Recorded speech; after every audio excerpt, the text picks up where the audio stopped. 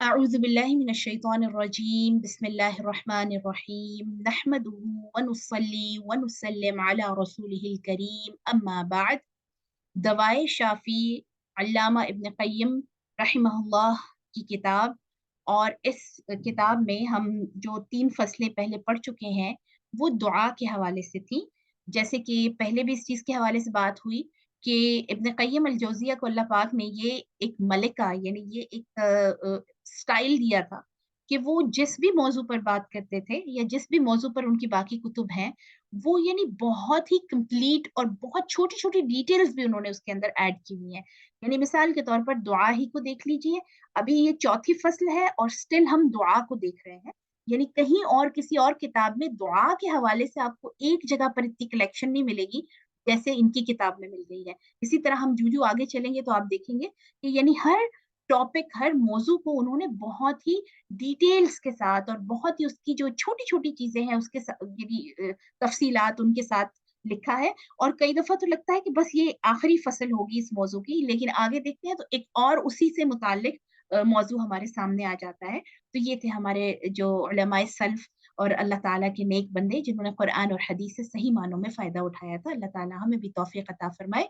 आज फ़स्ल 4 है जो इजाबत दुआ के ख़ास औक़ात के हवाले से है। यानी दुआ जो हम माँगते हैं, किन वक़्त कौन से ऐसे टाइम्स हैं, कौन से ऐसे औक़ात हैं जिनमें ख़ास तौर से माँगनी चाहिए और उन औक़ात में दुआ कबूल होती है।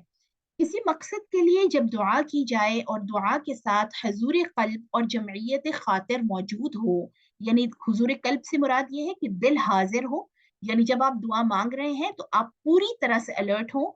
और जमईयत ख़ातिर यानी आपकी जो तबीयत और आपका जो यानी आपका जो सेल्फ है, आप खुद पूरी तरह से मुतवज्जे हों, जो हम दुआ माँग रहे हैं उसकी तरफ हम पूरी तरह से मुतवज्जे हों। अमूमन ऐसा होता है कि हम चलते-फिरते या फिर नमाज़ के बाद भी जब कोई दुआ माँगते हैं, तो उसमें हम अपने दिमाग में कई तरह की ऑप्शंस ले आते हैं, ठीक है? तो ये उलमा जो है वो कहते हैं कि ये बात ठीक नहीं है। हुज़ूर क़ल्ब से मुराद ये है कि अपने आप को पहले एक चीज़ पर लाया जाए कि आप क्या चाहते हैं और उसके बाद जमईयत ख़ातिर यानी मुकम्मल तौर पर अल्लाह सुब्हानहू व तआला के साथ। जैसे एक छोटा बच्चा अपनी माँ से कोई चीज़ उसे चाहिए हो तो कैसे वो लिपट जाता है ना माँ से और कैसे यानी चिमट जाता है कि अब ये माँ ही मुझे वो काम ये मेरा करेगी और वो चीज़ मुझे देगी। बिल्कुल उसी तरह और इजाबत दुआ की 6 मख़सूस औक़ात में से कोई वक़्त भी पाया जाए तो दुआ कबूल होती है। यानी अगर आप दुआ इस हालत में माँग रहे हैं कि अलर्ट है पूरी तरह से, दिल हाज़िर है, पूरी तरह से मुतवज्जो है अल्लाह की तरफ और ये 6 जो टाइमिंग्स हैं, 6 औक़ात जो है इनमें से कोई भी वक़्त है अगर, तो वो दुआ इंशाअल्लाह कबूल होगी। अब वो कौन से औक़ात हैं? रात का आखिरी तिहाई हिस्सा, ठीक है? यानी 1/3 रात जो है वो जब गुज़र जाए, मिसाल के तौर पर आजकल जैसे तकरीबन ढाई बजे के बाद से 2:40 के बाद से फजर तक का जो टाइम है, वो रात का आखिरी हिस्सा हमारे यहाँ पाकिस्तान में बनता है। तो यानी इसका दूसरा हिसाब आप आराम से इस तरह से लगा सकते हैं कि जो तहज्जुद का टाइम होता है। इसी तरह तीसरा इसका हिसाब इस तरह से भी लगाया जा सकता है कि फजर की नमाज़ से तकरीबन 1 से डेढ़ घंटा पहले, ठीक है? यानी फजर की जो अज़ान होती है जिस वक़्त, उससे तकरीबन 1 घंटा, डेढ़ घंटा पहले आप उठ जाएँ, तो वो वाला टाइम जो है वो रात का आखिरी हिस्सा होगा। और अब आप देखिए इंशाअल्लाह रमज़ानुल मुबारक में तो हम सबको ही नसीब हो जाता है, ठीक है? और उसमें फिर ये है कि बेशक हम ख़वातीन सहरी के कामों में मशगूल होते हैं, लेकिन उन औक़ात को, उस टाइम को बहुत यूटिलाइज़ करना चाहिए। चलते-फिरते आप कुछ ना कुछ पढ़ते रहें या सुनते रहें, ठीक है? अज़ान के वक़्त यानी दूसरा कौन-सा वक़्त है कि जिस वक़्त दुआ कबूल होती है, वो है अज़ान का वक़्त। इसके हवाले से सुनन नबी दाऊद में, ये हदीस की किताब है, उसमें आता है कि कुछ सहाबा ने आप सल्लल्लाहु अलैहि वसल्लम से पूछा कि जो इमाम हैं मस्जिदों के और मुअज़्ज़िन हैं, वो तो हमसे सबक़त ले गए क्योंकि आप जानते हैं कि अज़ान देना जो है वो किस कदर फ़ज़ीलत वाला काम है। तो सहाबा ने कहा कि या रसूल अल्लाह, जो लोग अज़ान देते हैं वो तो हमसे फ़ज़ीलत ले गए, हम उनके मर्तबे तक तो पहुँच ही नहीं सकते। तो प्यारे नबी सल्लल्लाहु अलैहि वसल्लम ने फरमाया कि जिस वक़्त मुअज़्ज़िन अज़ान कहे, तो तुम उसे पूरी तवज्जो के साथ सुनो और जो वो कहे उसका जवाब दो, यानी उसके साथ दोहराओ, जैसे अल्लाहु अकबर, अल्लाहु अकबर।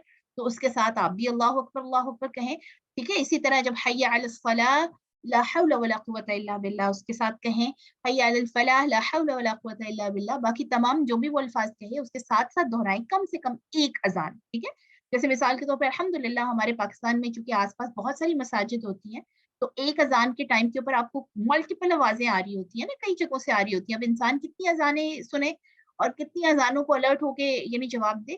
تو اس میں یہ ہے کہ کم سے کم ایک جو آپ کی قریبی ہے اور جس کی اذان کی آواز بہت کلیئر ہے، ٹھیک ہے، یعنی جو گھر کے قریب ہے اور اس کی آواز ظاہر قریب ہے تو آواز اس کی زیادہ کلیئر ہوگی، تو اس کو کم سے کم آپ پوری سنیں. اور اس کو سننے کا طریقہ یہ ہے کہ اپنے تمام کام چھوڑ دیں اور جو جو الفاظ ادا ہو رہے ہیں اذان کے اس کے ساتھ ساتھ آپ بھی دہرائیے، تو اس وقت دعا قبول ہوتی ہے. اس کے بعد آپ جو بھی دعا کریں گے وہ قبول ہوگی. نمبر 3، اذان اور اقامت کے درمیان کا وقت، ٹھیک ہے، یعنی اذان ہو گئی اور ابھی جماعت کھڑی نہیں ہوئی، ٹھیک ہے، نماز کے بعد جو اذان کے بعد جو نماز ہے اس کی جماعت ابھی شروع نہیں ہوئی، تو اس کے درمیان کا جو ٹائم ہے وہ قبولیت کا وقت ہے. ٹھیک ہے، جو لوگ یعنی مسجد وغیرہ جیسے حرم میں جائیں تو اللہ پاک توفیق عطا فرمائے سب کو، تو وہاں پر یہ چیز اویل کی جا سکتی ہے. اسی طرح مرد حضرات اس کو اویل کر سکتی ہیں کہ اذان کے فوراً بعد مسجد میں چلے جائیں.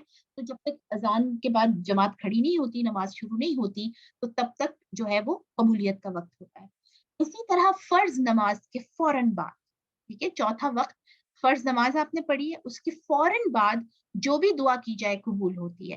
اسی حوالے سے پھر علماء کرام کی مختلف چیزیں سامنے آتی ہیں، جیسے بعض علماء کا آتا ہے کہ وہ بہت لمبا تشہد کرتے تھے، یعنی جب اتحیات کے لیے بڑھتے ہیں قاعدہ کے لیے تشہد کے لیے، تو وہ سلام پھیرنے سے پہلے فرض نماز کی خاص طور پر لمبا قاعدہ کرتے تھے، یعنی لمبا ٹائم بیٹھتے تھے.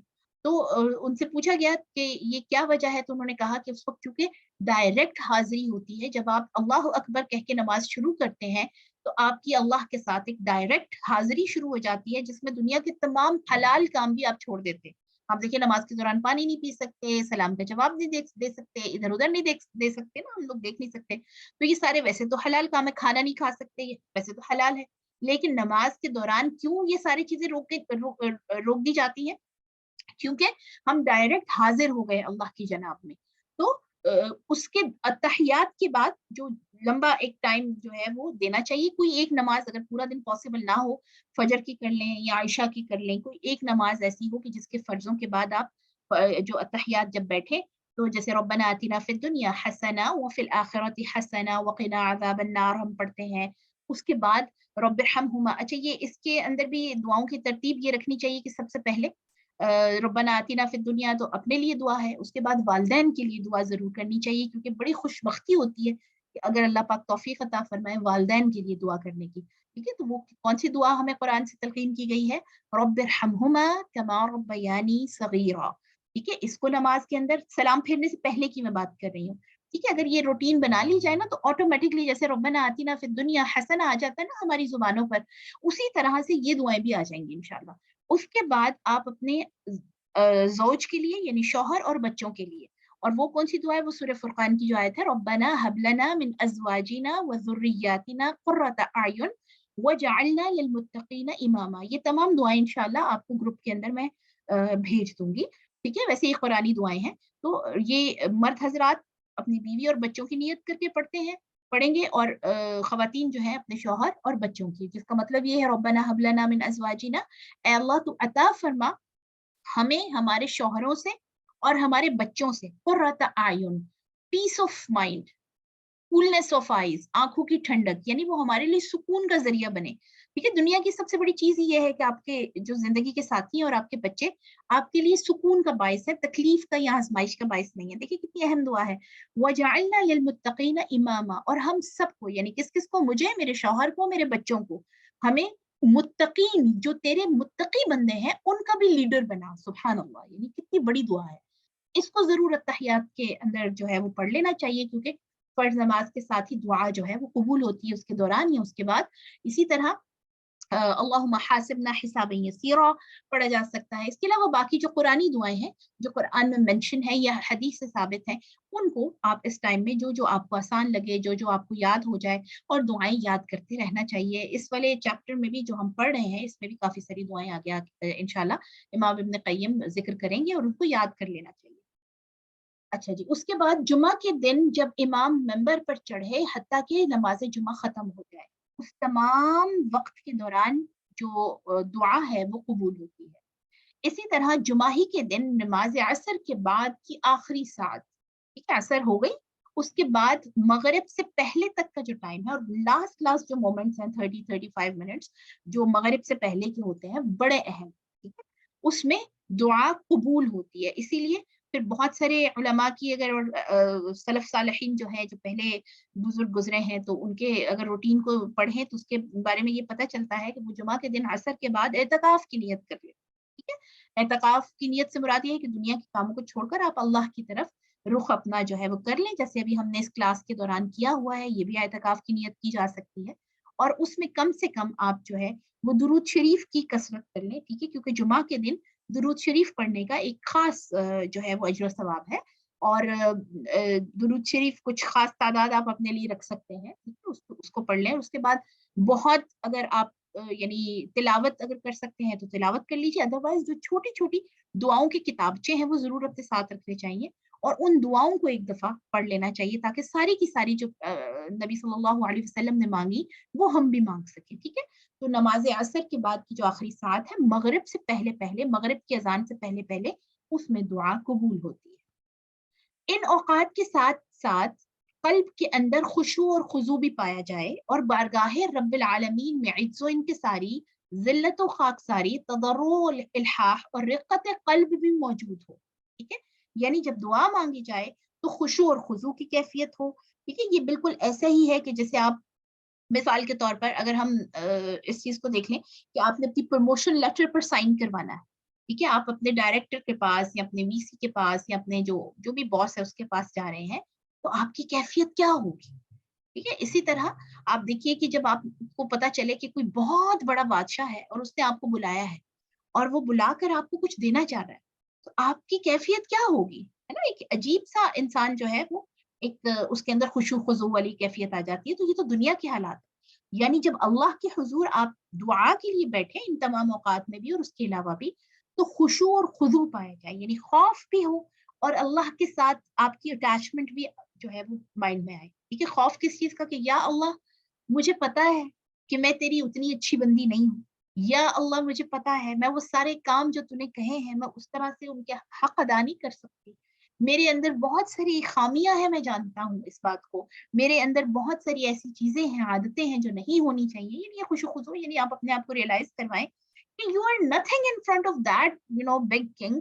इतने बड़े बादशाह के सामने हम जो दुआ मांगने बैठे हैं कुछ भी नहीं है, हमारी औकात कुछ भी नहीं, इसके बावजूद अल्लाह सुब्हानहू व तआला हमें नवाजते हैं और नवाजे जा रहे हैं, ठीक है। इज्जो इनकिसारी का भी यही मतलब है, आप अपने आप को ये इस चीज की तरफ लेकर आए। और ये वाली कैफियत जो दुआ वाली कैफियत है, इसका मकसद ही असल में ये है कि अपने आप को आजिज, अपने आप को रियलाइज करवाना, यानी ये शो करना कि हम कुछ भी नहीं है।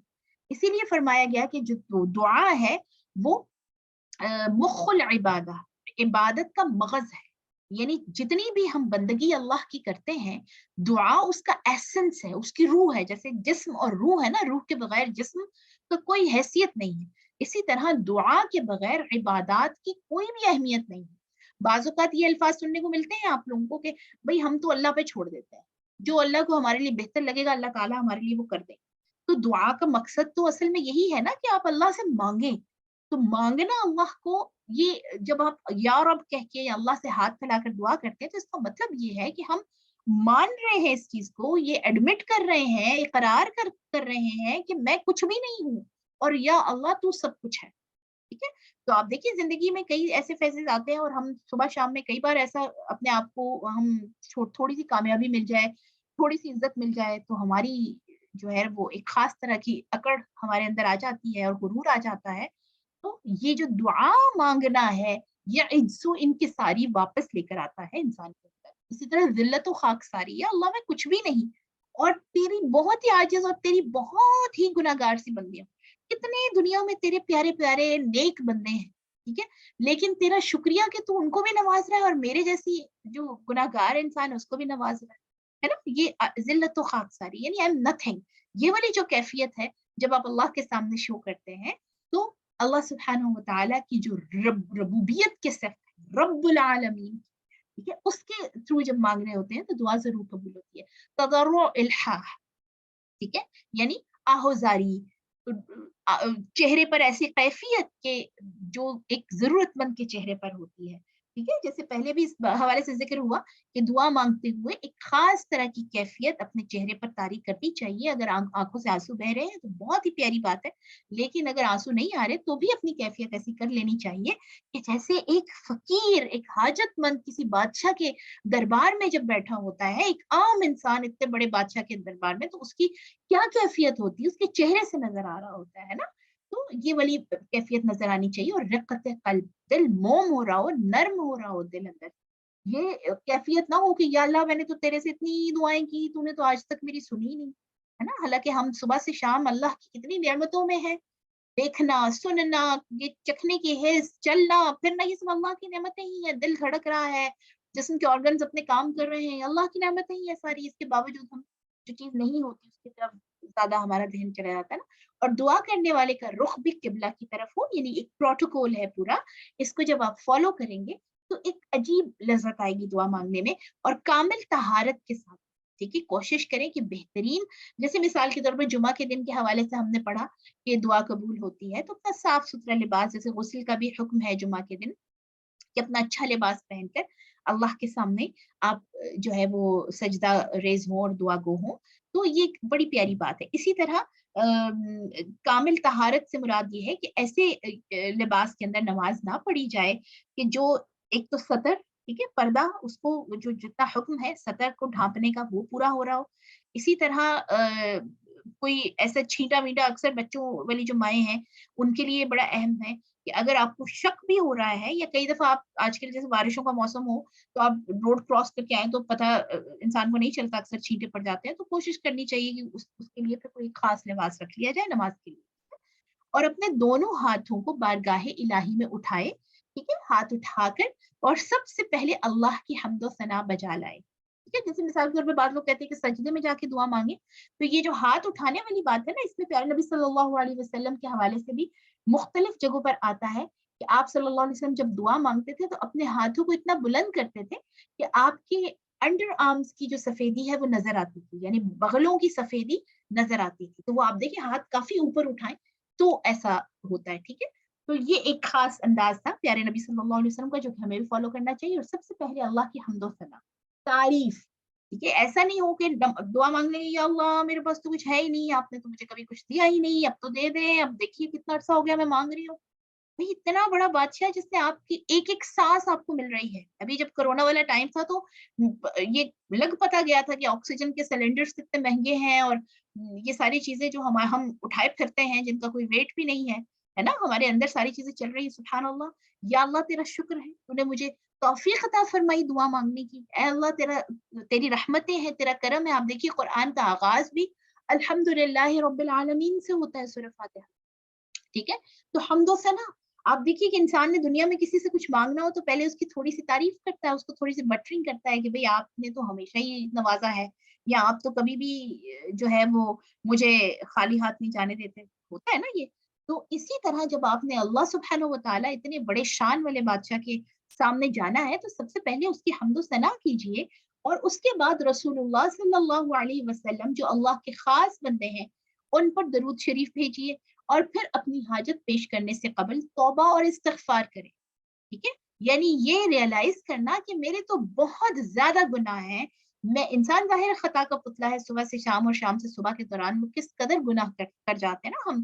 نظر کے گناہ ہیں, سوچ کے گناہ ہیں, ہمارے عمل کے گناہ ہیں. تو یہ ساری چیزیں, یعنی یا اللہ مجھے معاف فرما دے, مجھے پتا ہے میرے بڑے گناہ ہیں.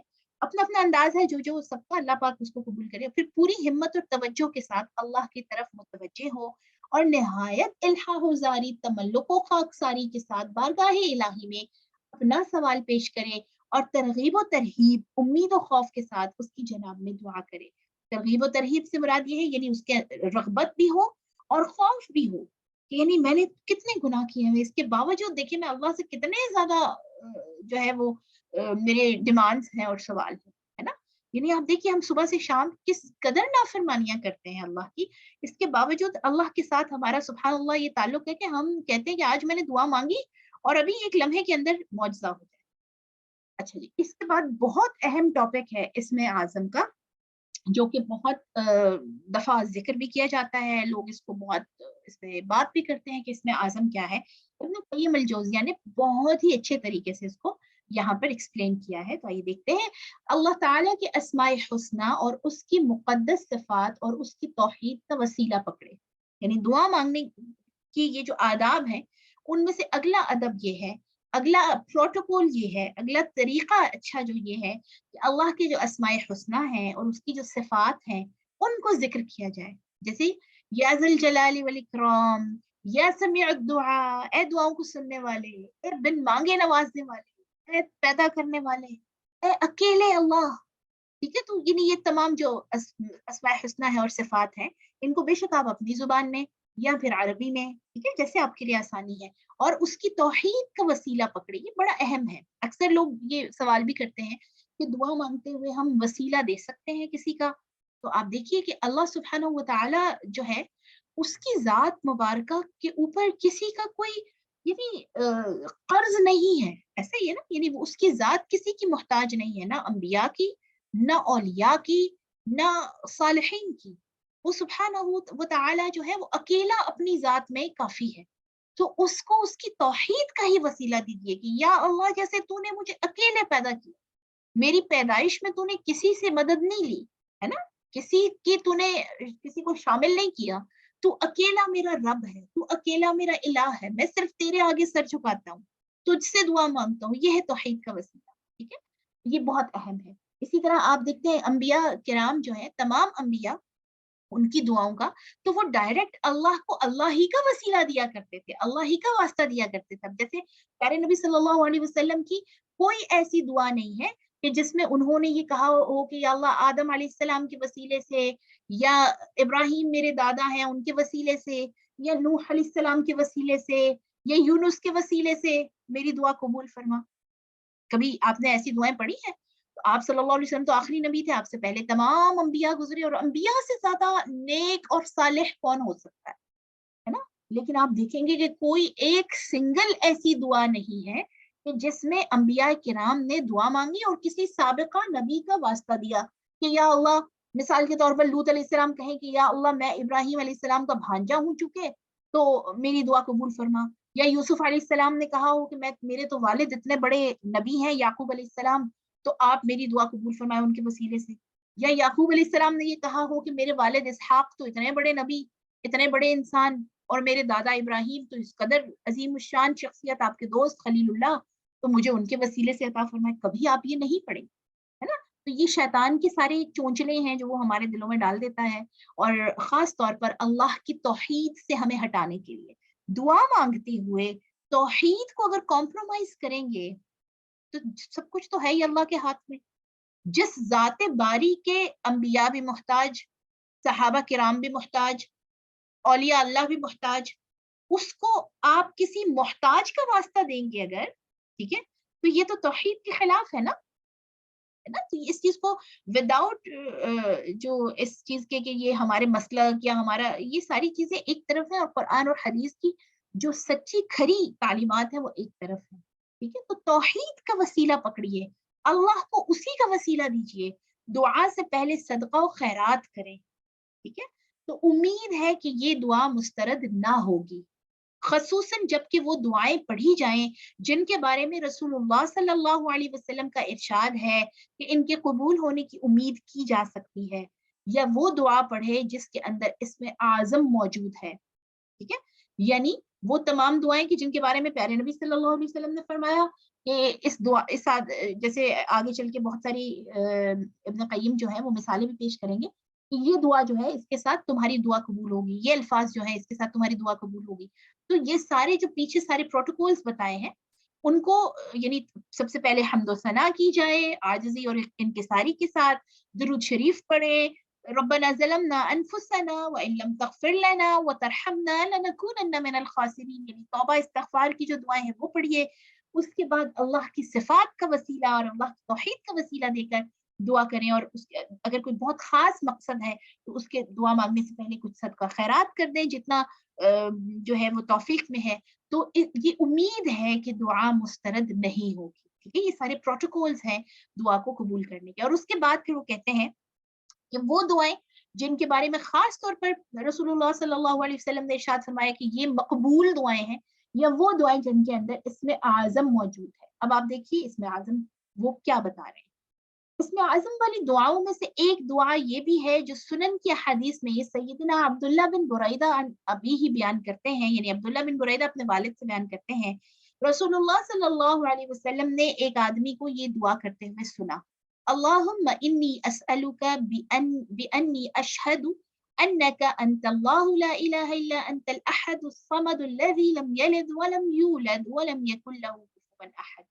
अल्लाह, मैं तुझसे उस वसीले के जरिए मांगता हूँ कि मैं गवाही देता हूँ कि तू अल्लाह है, तेरे सिवा कोई दूसरा इलाह नहीं, तू अकेला है, बेनियाज है, ऐसी जात के ना किसी का बाप और ना किसी की औलाद है और ना कोई इसके बराबर है। इसकी ये दुआ सुनकर रसूलुल्लाह सल्लल्लाहु अलैहि वसल्लम ने फरमाया, ये आदमी अल्लाह ताला के उस नाम से मांगता है कि जब उसके वसीले से सवाल किया जाए तो वो देता है, और जब उसके जरिए दुआ की जाए तो वो कबूल करता है। तो क्या उस आदमी ने कौन से अल्फाज का वसीला दिया था? अहद, समद, लम यलिद वलम यूलद वलम यकुल लहू कुफुवन अहद। ठीक है, तो इसकी दुआ सुन के आप सल्लल्लाहु अलैहि वसल्लम ने फरमाया कि इसने ऐसी दुआ मांगी है कि जो जब इस तरह की दुआ जो अल्लाह के सिफात हैं या नाम है उनके साथ मांगे जाए तो दुआ कबूल होती है। एक दूसरी रिवायत में है कि नबी सल्लल्लाहु अलैहि वसल्लम ने फरमाया कि तूने अल्लाह ताला के इस्म आज़म के जरिए सवाल किया है।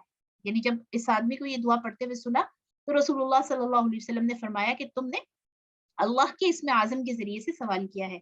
इसी तरह सैयदना अनस बिन मालिक रज़ियल्लाहु अन्हु बयान करते हैं कि एक बार वो बारगाह रिसालत में बैठे हुए थे। एक आदमी ने नमाज़ पढ़ी और नमाज़ के बाद उसने ये दुआ पढ़ी, अल्लाहुम्मा इन्नी अस्अलुका बिअन्ना लकल हम्दु ला इलाहा इल्ला अंतल मन्नान बदीउस समावाति वल अर्द या ज़ल जलाली वल इकराम या हय्यु या क़य्यूम। ऐ अल्लाह, मैं उस वसीले से तुझसे सवाल करता हूँ कि तमाम तारीफें तेरे ही लिए हैं, तेरे सिवा कोई इबादत के लायक नहीं, तू बड़ा एहसान करने वाला है, तू आसमानों और जमीनों का नए सिरे से पैदा करने वाला है, ऐ साहिब इज्जत व बख्शिश, ऐ जिंदा व जावेद, ऐ सबको कायम रखने वाले। ये सुनकर रसूलुल्लाह सल्लल्लाहु अलैहि वसल्लम ने फरमाया, ये आदमी अल्लाह ताला से इसमें आज़म के जरिए मांग रहा है कि जिसके जरिए दुआ की जाए तो वो कबूल करता है, और जब सवाल किया जाए तो वो देता है। ठीक है, अब आप देखिए कि इसमें कौन-कौन से अल्फाज उन्होंने अदा किए, मन्नान, बदीउस समावाति वल अर्द, ज़ल जलाली वल इकराम और या हय्यु या क़य्यूम। ठीक है, इसी तरह ये दोनों हदीसें इमाम अहमद बिन हम्बल अपनी मुस्नद में भी रिवायत की हैं, और जामे तिर्मिज़ी में सैयदा अस्मा बिन्त यज़ीद बयान करती हैं कि रसूलुल्लाह सल्लल्लाहु अलैहि वसल्लम ने इरशाद फरमाया, इस्मुल्लाहिल आज़म फी हातैनिल आयतैन, अल्लाह का इस्म आज़म इन दो आयतों के अंदर है, इलाहुकुम इलाहुन वाहिद ला इलाहा इल्ला हुवर रहमानुर रहीम। ये जो है सूरह आले इमरान की आयत है।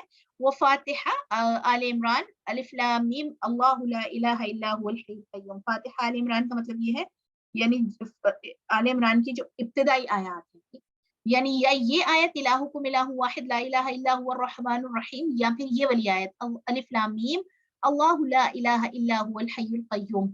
तो इन दोनों में से कोई जो है वो इसमें आज़म है। इमाम तिर्मिज़ी इस हदीस के मुतालिक लिखते हैं कि ये हदीस सही है। ठीक है, सैयदना अबू हुरैरा और सैयदना अनस बिन मालिक और रबिया बिन आमिर बयान करते हैं कि रसूलुल्लाह सल्लल्लाहु अलैहि वसल्लम से बयान करते हैं कि आपने फरमाया, अलिज़्ज़ू बिया ज़ल जलाली वल इकराम, यानी या ज़ल जलाल वल इकराम जो अल्लाह का नाम है, उस इन अल्फाज के साथ दुआ मांगा करो। ठीक है, अलिज़्ज़ू का मतलब वैसे अरबी जुबान में होता है कि चिमट जाना, चिपक जाना किसी चीज के साथ, यानी इस नाम के साथ या ज़ल जलाली वल इकराम के साथ चिपक जाओ और इसके जरिए से दुआ मांगो, यानी इससे अच्छी तरह ताल्लुक कायम करो और अपने लिए इसे लाजिम व जरूरी गर्दान लो और इसको हमेशा कायम रखो, यानी दुआ मांगते हुए या ज़ल जलाली वल इकराम को जरूर अपने दुआ के अंदर शामिल करना चाहिए। इसी तरह सैयदना अबी हुरैरा बयान करते हैं कि रसूलुल्लाह सल्लल्लाहु अलैहि वसल्लम को जब कोई अहम मामला पेश आता तो रसूलुल्लाह सल्लल्लाहु अलैहि वसल्लम अपना सर आसमान की तरफ उठाते और उस वक्त आप सल्लल्लाहु अलैहि वसल्लम दुआ में पूरी पूरी कोशिश फरमाते तो या हय्यु या कय्यूम पढ़ा। यानी आप सल्लल्लाहु अलैहि वसल्लम जब परेशानी के आलम में दुआ करते तो या हय्यु या कय्यूम कसरत से पढ़ते। इसी तरह सैयदना अनस बिन मालिक बयान करते हैं कान नबिय्यु इज़ा करबहु अमरुन क़ाल या हय्यु या कय्यूम बिरहमतिका अस्तगीथ।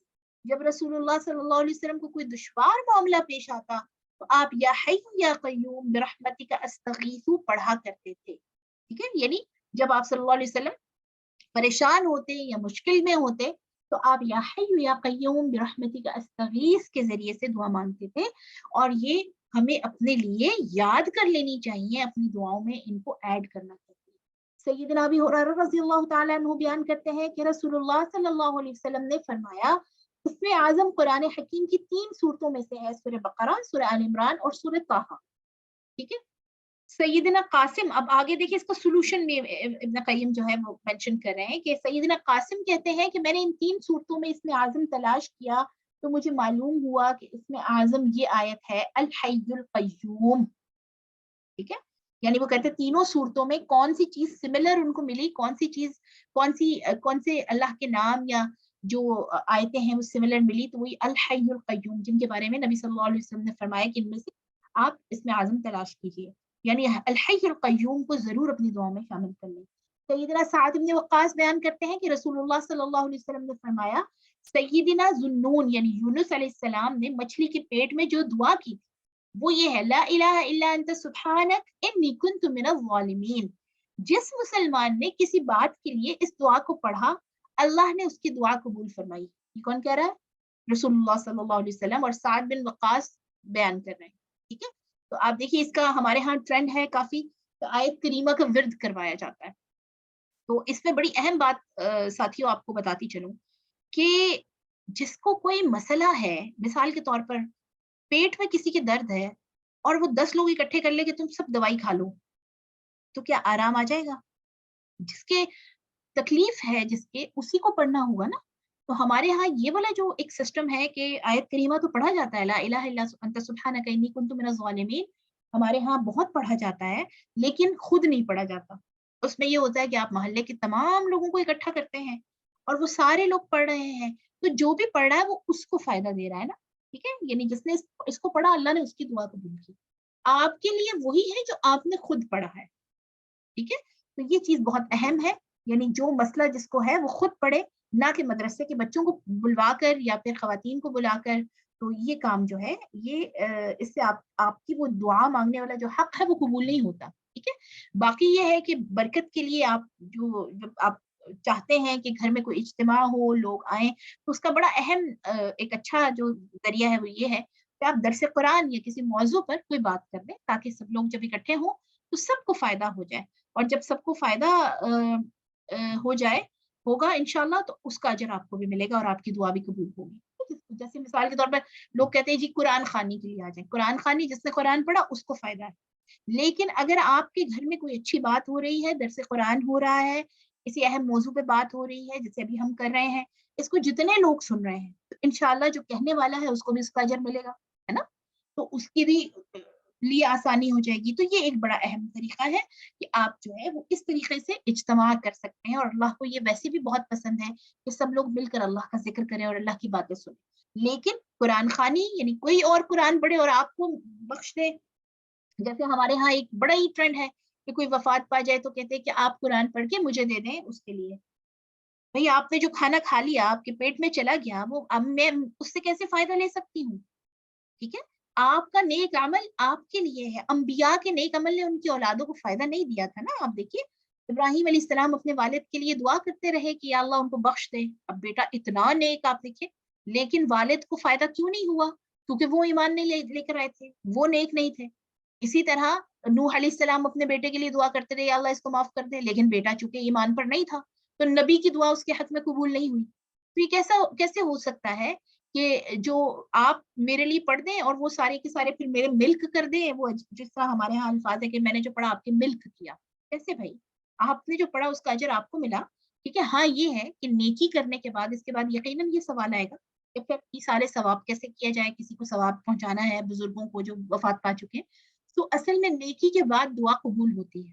ٹھیک ہے, مثال کے طور پر میں اپنے نانا کے لیے دعا کر رہی ہوں, یا اپنے دادا کے لیے دعا کر رہی ہوں, یا والدین میں سے کسی کے لیے کر رہی ہوں, تو میرا نیک عمل ان کو نہیں پہنچے گا, لیکن جو میں نے نیکی کی اس کے بعد جو میں دعا کروں گی وہ قبول ہوگی. ٹھیک ہے, مثال کے طور پر ابھی آپ یہ کلاس لے رہے ہیں, آپ نیت کر لیں یا اللہ میری اس نیکی کے برکت سے, ٹھیک ہے, یعنی میں نے یہ جو نیکی کی ہے میں اس کی برکت سے دعا مانگتی ہوں کہ میرے جو فلاں عزیز دنیا سے چلے گئے ان پر رحم فرما, یا جو زندہ ہیں ان کے اوپر رحم فرما, والدین کے اوپر رحم فرما.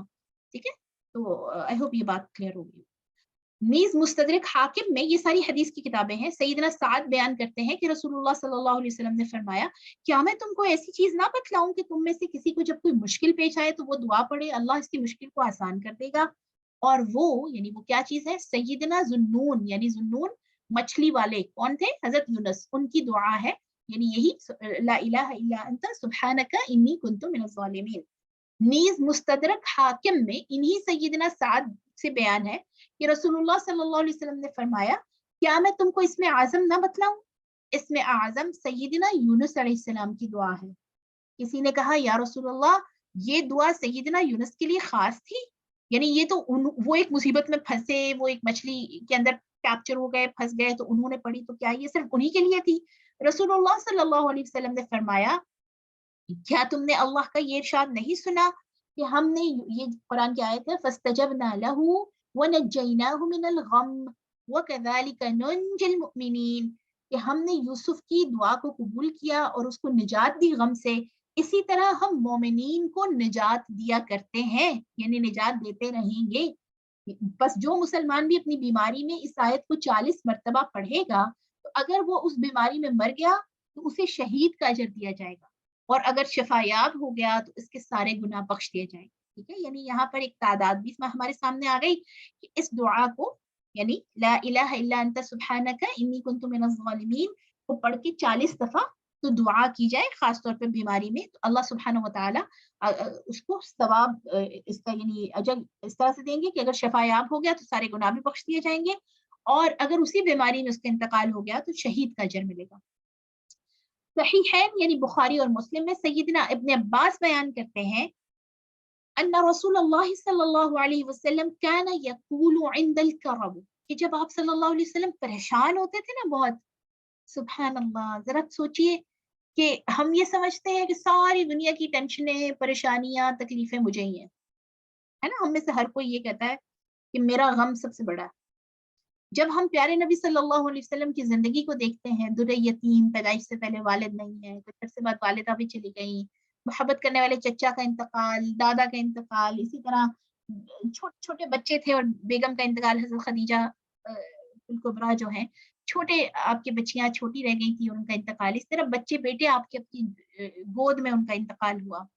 اسی طرح تمام آپ کی اولاد کا جو ہے وہ سوائے حضرت فاطمہ الزہرا کے, وہ آپ کی وفات کے بعد ان کا انتقال ہوا تھا, تو ایک بیٹی کے علاوہ تمام تر اولاد کو اپنے ہاتھوں سے قبروں میں اتارنا, اللہ تعالیٰ یا اللہ ایسی آزمائشوں سے بچا. آپ سوچیں کتنی بڑی آزمائش ہے. ٹھیک ہے, اور پھر اس کے بعد تمام تر اختلافات اور لوگوں کی مخالفتیں, ابو جہل جیسے جو رشتہ دار جو کہتے تھے ہمیں پتا ہے کہ محمد سچا ہے لیکن ہم اس کی بات نہیں مان سکتے, ہمارا بزنس خراب ہو جائے گا سارا. تو آپ صلی اللہ علیہ وسلم جب پریشان ہوتے تھے تو کیا دعا کرتے تھے, بے چینی میں کیا دعا کرتے تھے, لا الہ الا اللہ العظیم الحلیم, لا الہ الا اللہ رب العرش العظیم, لا الہ الا اللہ رب السماوات والارض رب العرش الکریم. یعنی کوئی لائق عبادت نہیں سوائے اللہ بڑائی والے کے اور تحمل والے کے, حوصلے والے رب کے. کوئی لائق عبادت نہیں سوائے اللہ کے جو صاحب عرش عظیم ہے. کوئی لائق عبادت نہیں سوائے اللہ کے جو آسمانوں اور زمینوں اور عزت والے عرش کا مالک ہے. اس دعا کو ضرور یاد کر لیں. ٹھیک ہے, یہ اسی لیے میں نے اعراب والی بک آپ کے سامنے کھلی ہوئی ہے, اس دعا کو ضرور یاد کیجیے. انشاءاللہ یہ پڑھ کے الگ سے بھی کلپ کی فارم میں کوشش کروں گی آپ کو بھیج دوں. سیدنا علی بن ابی طالب بیان کرتے ہیں کہ रसूलुल्लाह सल्लल्लाहु अलैहि वसल्लम ने मुसीबत के वक्त मुझे ये दुआ पढ़ने की की तलकीन की तालीम फरमाई, ला इलाहा इल्लल्लाहुल हलीमुल करीम सुब्हानल्लाहि व तबारकल्लाहु रब्बुल अर्शिल अज़ीम वल्हम्दुलिल्लाहि रब्बिल आलमीन। आप देखिए तमाम तर दुआ जो है वो अल्लाह की हम्द सना पर मुश्तमिल है, ठीक है। सैयदना अब्दुल्ला बिन मसूद बयान करते हैं कि रसूलुल्लाह सल्लल्लाहु अलैहि वसल्लम ने इरशाद फरमाया, मा असाब अहदन क़त्तु हम्मुन वला हुज़्नुन, कि किसी को जब भी कोई मुसीबत और रंज पहुंचे, फ़क़ाला, और वो ये दुआ करे, अल्लाहुम्मा इन्नी अब्दुका इब्नु अमतिका नासियती बियदिका मादिन फ़िय्या हुक्मुक अदलुन फ़ी क़ज़ाइक अस्अलुका अल्लाहुम्मा बिकुल्लि इस्मिन हुवा लक सम्मैत बिही नफ़्सक औ अल्लमतहु अहदन मिन ख़ल्क़िक औ अंज़लतहु फ़ी किताबिक औ इस्तअथरत बिही फ़ी इल्मिल ग़ैब इंदक औ तजअलल क़ुरआन रबीअ क़ल्बी ونور صدري وجلاء حزني وذهاب همي وغمي إلا، यानी यहाँ तक दुआ खत्म होगी, इल्ला अज़हब अल्लाहु हम्महु व हुज़्नहु औ अब्दलहु मकानहु फ़रजा, तो उसकी अल्लाह मुसीबत दूर करेगा और उसको किसी ऐसी जगह से, यानी जहाँ उसको उम्मीद भी नहीं होगी, वहां से फरहत और खुशी अता फरमाएगा, ठीक है। तो ये जो दुआ है, अल्लाहुम्मा इन्नी अब्दुका इब्नु अमतिका नासियती बियदिक, इसका तर्जुमा है, अल्लाह मैं तेरा बंदा हूँ, तेरे बंदे का बेटा हूँ, तेरी बंदी का बेटा हूँ, मेरी पेशानी तेरे हाथ में है। पेशानी से मुराद ये है, यानी मेरी लगाम तेरे हाथ में है, तेरा अपने पर कोई इख्तियार नहीं है, मेरे हक में तेरा हुक्म जारी है, मेरे हक में तेरा फैसला ऐन इंसाफ है। ऐ अल्लाह, मैं तुझसे जिस नाम की बरकत से मांगता हूँ, वो नाम खास तेरी जात का है, जिसे तूने अपनी किताब में उतारा या उसे सिखाया अपनी मखलूक में से किसी को, ठीक है, या तूने उसको अपने इल्म गैब में मख्फी रखा है। यानी अल्लाह के आप देखिए इतने नाम हैं जो या तो किताब में कुछ नाजिल हुए, यानी कुरान मजीद में जो, ठीक है, और तभी फी इल्मिल गैब इंदक, या कुछ ऐसे हैं जो अल्लाह के इल्म गैब में है, हमें पता ही नहीं, या अल्लमतहु अहद मिन खल्क़ि, या खास लोगों को अल्लाह ने अपनी मखलूक में से इन नामों का जो है वो इल्म अता फरमाया। तो वो तमाम नाम जो मुझे पता है, जो मुझे नहीं पता, या अल्लाह तेरे नामों के साथ मैं तुझसे मांगता हूँ कि तू कुरान को मेरे दिल की बहार बना दे, यानी तू अपने कलाम को, अपनी इस कुरान मजीद को रबीआ क़ल्बी, मेरा दिल खुश हो सिर्फ कुरान से, व नूर सदरी, और मेरे सीने का नूर बना दे, व जलाअ हुज़्नी, और उसके जरिए से मेरे गमों को दूर कर दे, व ज़हाब हम्मी व गम्मी, और मेरे फिक्र और गम को जो है वो मुझसे दूर कर दे। इस दुआ को भी कसरत से पढ़ना चाहिए। किसी ने कहा, या रसूलुल्लाह, क्या हम इसे याद ना कर लें? जब आप सल्लल्लाहु अलैहि वसल्लम बता रहे थे, तो किसी सहाबी ने पूछा कि इस दुआ को हम याद ना कर लें? आपने फरमाया, बल यंबगी लिमन समिअहा अन यतअल्लमहा, बल्कि हर वो आदमी जो इस दुआ को सुने, उसको चाहिए कि वो इसको याद कर ले। सुभान अल्लाह। ठीक है, तो आज मैंने और आपने ये सुनी, तो अब हम इसको याद करेंगे इंशाल्लाह, और अपने, क्योंकि प्यारे नबी सल्लल्लाहु अलैहि वसल्लम की तलकीन है, तालीम है कि जो भी इसको सुने इसको याद करे, यानी आपकी देखिए पैगाम आपका मुझ तक और आप तक पहुंचा। सुभान अल्लाह। अब हमें इसको याद करना है। और सैयदना इब्न मसऊद फरमाते हैं, मा करब नबिय्युम मिनल अंबिया इल्ला इस्तगासा बित्तस्बीह, अंबिया किराम में जिस भी पैगंबर को कोई बेचैनी दरपेश हुई, उन्होंने तस्बीह यानी सुभान अल्लाह के जरिए अल्लाह से फरियाद की, अल्लाह से दुआ की।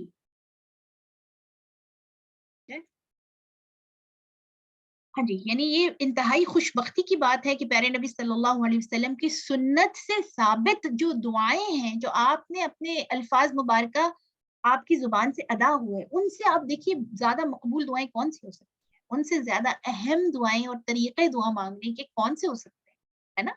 तो इब्न क़य्यिम अल जौज़िया पर अल्लाह ताला की रहमतें हों, बरकतें हों, उन पर अल्लाह की जो है वो रहमतें उन पर नाजिल हों कि उन्होंने तमाम दुआओं को एक जगह इकट्ठा करके, इसके अलावा भी बेतहाशा दुआएं हैं, लेकिन ये वो दुआएं हैं जिनके बारे में सही अहादीस से साबित है, या जिनके बारे में तलकीन है। जैसे आप देखिए एक से दो दुआएं ऐसी थी जिनको बार बार आप सल्लल्लाहु अलैहि वसल्लम ने तकीद फरमाया, तो इनकी लिस्ट बनाकर अपने पास रख ले और इनको कसरत से पढ़िए। इनको हर नमाज के बाद, अभी शुरू में ऐसे कर सकते हैं हम कि किसी एक पेज पर लिख लें ये सारी दुआएं, और उसको अपने पास रख लें, और उसको जो है वो हर नमाज के बाद खोल के पढ़ लें।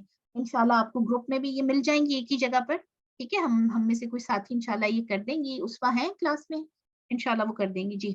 اور ایک ہی جگہ پر پہنچ جائیں گی اور اس کو آپ اپنے سامنے موبائل سے کھول کر پڑھ لیں انشاءاللہ، اس کی جو کریکٹ پروننسیشن ہے اس کے کلپس میں ہر ایک دعا کے الگ الگ بنا کر آپ کے ساتھ شیئر بھی کر دوں گی، آپ آگے بھی شیئر کرتے رہیے تاکہ یہ دعائیں ہماری دعاؤں میں شامل ہو جائیں اور ان الفاظ کے ساتھ ہم بھی دعا مانگیں کہ جو پیارے نبی صلی اللہ علیہ وسلم کے الفاظ تھے، اور آپ دیکھیے دوہرا ثواب ہوگا، دعا مانگنے کا ثواب ایک، اور آپ صلی اللہ علیہ وسلم کو کی سنت کو فالو کرنے کا ثواب دوسرا، ٹھیک ہے؟ تو اس کے بعد تو یہ ہو نہیں سکتا کہ دعا قبول نہ ہو۔ خاص طور پر ہم اکثر آپ دیکھیے بے چین، پریشان، ٹینشن، یہ تو آج کل ہر انسان اس کا شکار ہے نا، تو اس میں پھر جو لا الہ الا اللہ الحلیم الکریم والی جو دعا ہے، آپ صلی اللہ علیہ وسلم جو پریشانی کے عالم میں پڑھتے تھے، اس کو ضرور یاد کر لینا چاہیے اور اس کو ضرور اپنا ورد زبان رکھنا چاہیے تاکہ انشاءاللہ معاملات جو ہیں ہمارے آسان ہو جائیں۔